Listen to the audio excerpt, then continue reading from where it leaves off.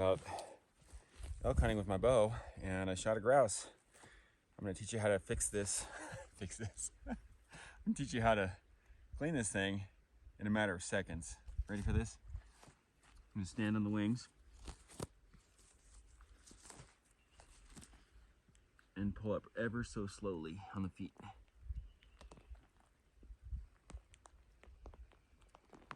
Here it comes. Undress the bird. Yummy. I feel like chicken tonight. Okay,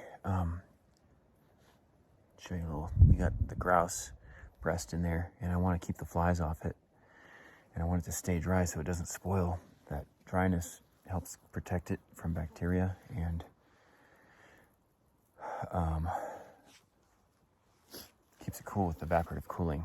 So I pulled a bunch of spruce boughs, and I'm talking quiet because I'm elk hunting and I don't want to blow out the forest. I'm just going to do a couple of basic slip knot kind of fishing knots on there, and then come around to the other side.